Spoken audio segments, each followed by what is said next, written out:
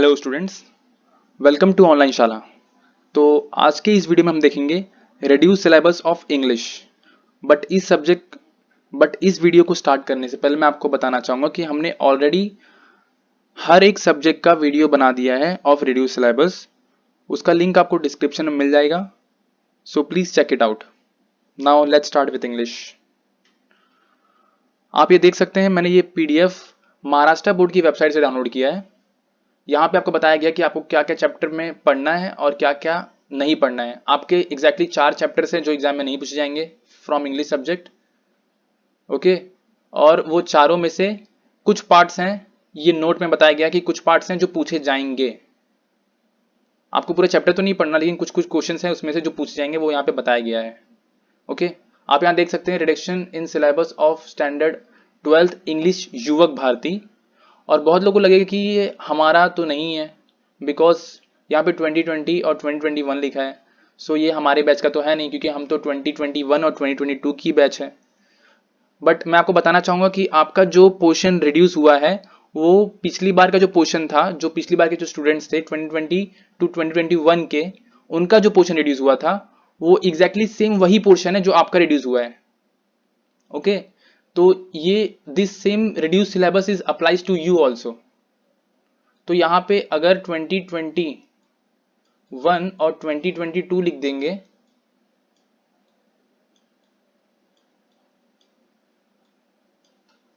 तो ये भी आपके लिए भी ये सेम रिड्यूस सिलेबस है, ओके। आपके लिए कोई नया PDF नहीं आया है, सेम टू सेम आपको भी वही रिड्यूस सिलेबस वाला क्वेश्चंस आएगा जो पिछली बार पिछले स्टूडेंट्स को आया था।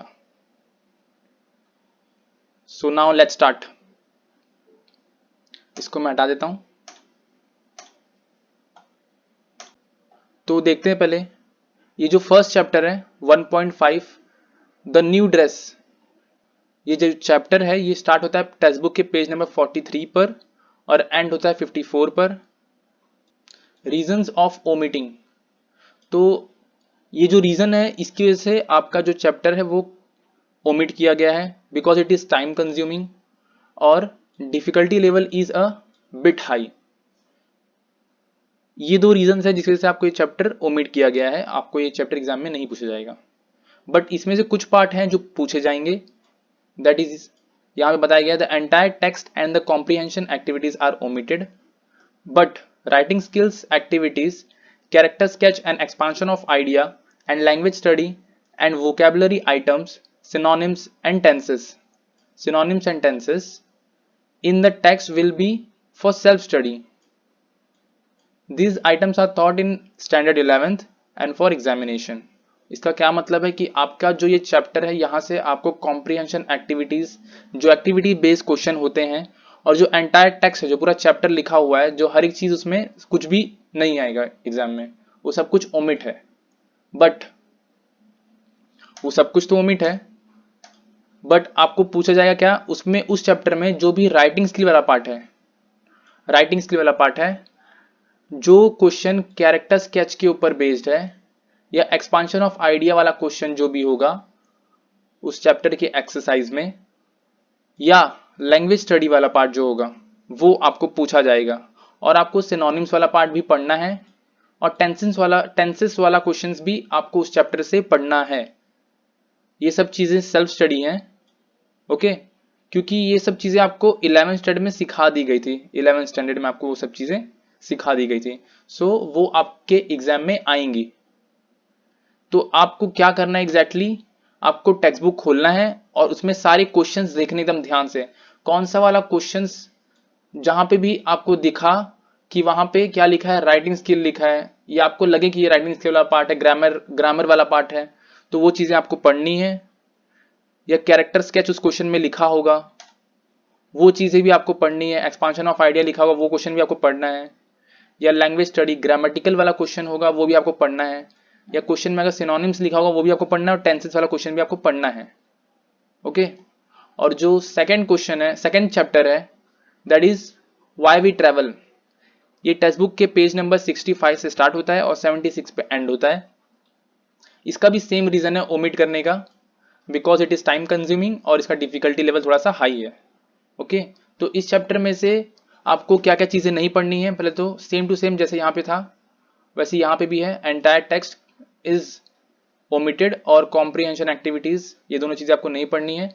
राइटिंग स्किल वाला पार्ट आपको पढ़ना है।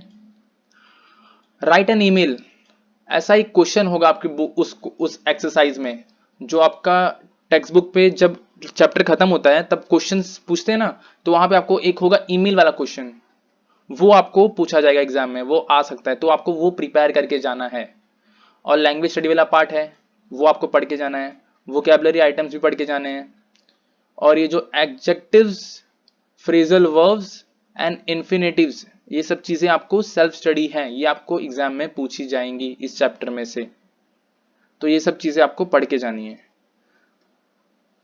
अब सेक्शन 2 में जो है वो पोएट्रीज हैं।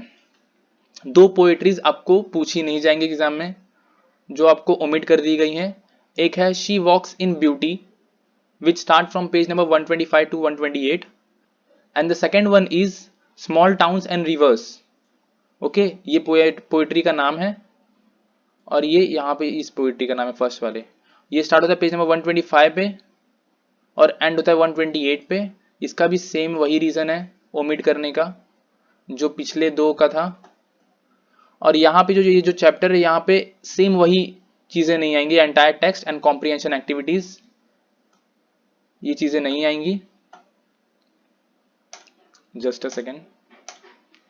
उसके बाद यहाँ पे आपको पढ़ना है राइटिंग स्किल वाला part.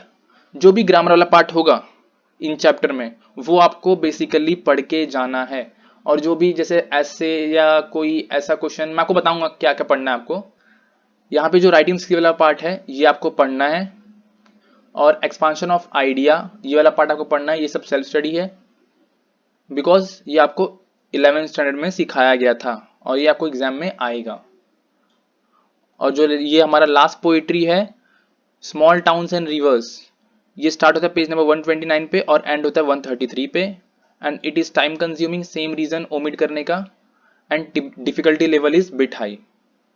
Okay, entire text and comprehension activities are omitted, but जो राइटिंग स्किल वाला पार्ट है वो आपको एग्जाम में पूछा जाएगा। और जो एक्टिविटीज, डिबेट, डायलॉग राइटिंग, ये सब चीजें भी आपको पूछी जाएंगी इस चैप्टर से।